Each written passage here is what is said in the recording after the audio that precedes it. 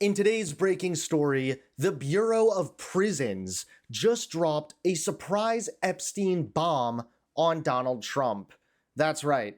If Donald Trump thought maybe he could catch a break over the weekend, he was wrong. This Epstein thing is not going away. How's it going? My name is Hunter Avalone with Occupy Democrats. Welcome back to another video, and don't forget to hit that like button if you also agree it's time for Donald Trump to go. Now, of course, this Epstein thing has been a total nightmare for Donald Trump, and it's a nightmare he just cannot wake up from. Trump has been left in a total panic, and it's simply because Trump is selfish. It is clear that Donald Trump is panicked. It is clear that they are going to try to figure out a way to dig themselves out of this hole. They don't know how, but they're going to try to figure out a way.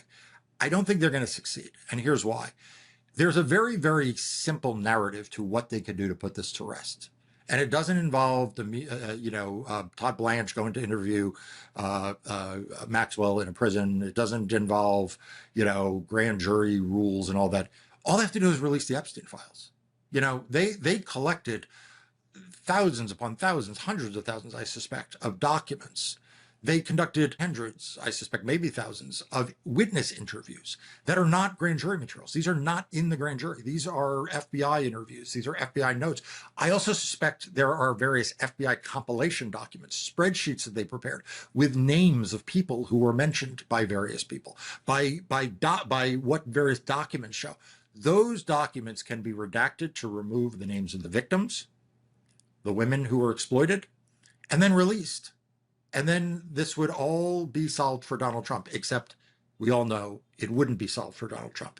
It would probably make his political situation worse because of what's probably in those files. The simplest reason why Donald Trump does not want these files released is because Donald Trump is selfish. He knows what's in them, probably better than you or I or anyone else, and he's afraid. Yeah, that's probably why Trump is busy focusing on the real issues like windmills. They have to stop windmills all over the place, too. You go around, you look at these beautiful valleys and beautiful hills and mountains, and you got windmills all over the place. Well, it's you were crazy. playing golf, weren't you, on this beautiful golf course in Western Scotland? And what happened at the 18th hole? Well, I'm looking down the 18th hole, and Turnberg is, I think, probably the best course in the world. Yeah. It's considered that by many people. And it's had 4 Open Championships, etc. And I'm looking down, and in the distance, it's a pretty far distance, but it doesn't matter. These things are massive. And you're looking at these ugly windmills, and it's a shame. It's really a shame.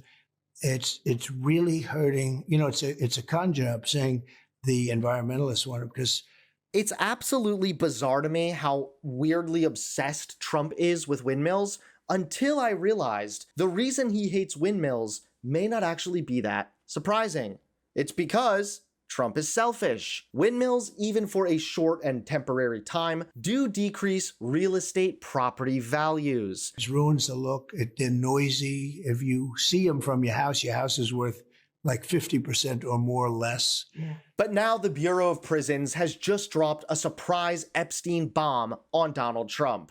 That's right, take a look at today's top story. The Epstein scandal just took another wild turn, and this time, the Bureau of Prisons just dropped a bomb on Donald Trump's administration. For weeks, the Department of Justice claimed they had released the full raw footage from the night Jeffrey Epstein died. That tape was supposed to silence conspiracy theories. Instead, it fueled them. Why? Because it was missing a minute. Just one missing minute, they said. A harmless system reset. Now we know that was a lie. According to a new CBS report, forensic analysis shows that video was not missing 1 minute, but 3. And now the FBI admits they're holding on to a separate, unreleased version, one that includes the so-called missing minute. It's real, it exists, and they haven't shown it to the public.